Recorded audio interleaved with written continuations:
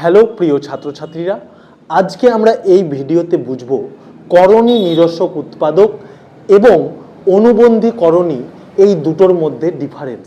তাহলে চলো আমরা একটা উদাহরণের মাধ্যমে এদের মধ্যে ডিফারেন্সটা বুঝে নিই। ফার্স্ট টাইম আমরা একটা মিশ্র দ্বিঘাত করণী নিয়ে নিচ্ছি। আচ্ছা, ইন জেনারেল নিচ্ছি, সেই জন্য আমরা লিখলাম a প্লাস রুট বি। আচ্ছা, একটা সংখ্যায় নিয়ে নিই তোমাদের বোঝার সুবিধার্থে, 7 প্লাস রুট ওভার 2।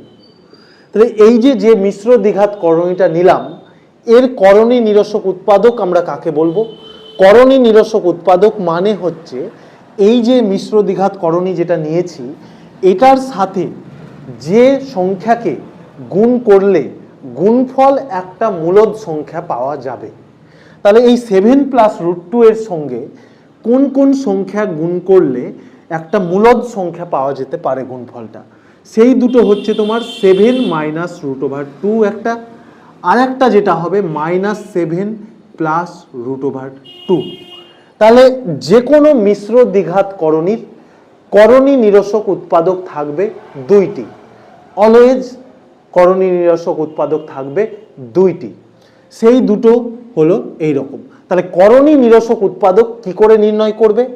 যে কোনো একটার আগের চিহ্নটা জাস্ট চেঞ্জ করে দেবে, তাহলেই হয়ে যাবে করণী নিরসক উৎপাদক। এবার বুঝি চলো অনুবন্ধী করণী কি। অনুবন্ধী করণী মানে হচ্ছে এই যে দুটো করণী নিরসক উৎপাদক পেলাম, তাদের মধ্যে রুট ওভার আছে যে সংখ্যাটাতে, তার আগের চিহ্নটা চেঞ্জ করে আমরা যেটা করণী নিরসক উৎপাদক পেয়েছি।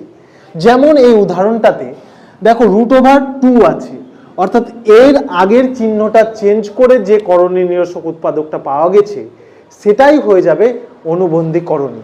তাহলে এখানে 7 মাইনাস রুট 2 এর আগে প্লাস ছিল, এখানে মাইনাস হয়েছে। তাহলে এই করণী নিরসক উৎপাদকটাই হলো একটা অনুবন্ধী করণী। তাহলে যে কোনো মিশ্র দ্বিঘাত করণীর একটাই অনুবন্ধী করণী থাকবে এবং করণী নিরসক উৎপাদক থাকবে দুইটি। তার মানে কি দাঁড়ালো আলটিমেটলি, যে কোনো করণী নিরসক উৎপাদক অনুবন্ধী করণী নয়, কিন্তু যে কোনো অনুবন্ধী করণী হচ্ছে একটা অবশ্যই করণী নিরসক উৎপাদক। দেখো ব্যাপারটা তোমাদের ক্লিয়ার হলো কিনা? যদি হয় তাহলে কমেন্ট বক্সে একটা কমেন্ট করে অবশ্যই জানিও এবং চ্যানেলটির পাশে থাকার জন্য সাবস্ক্রাইব করে দিও।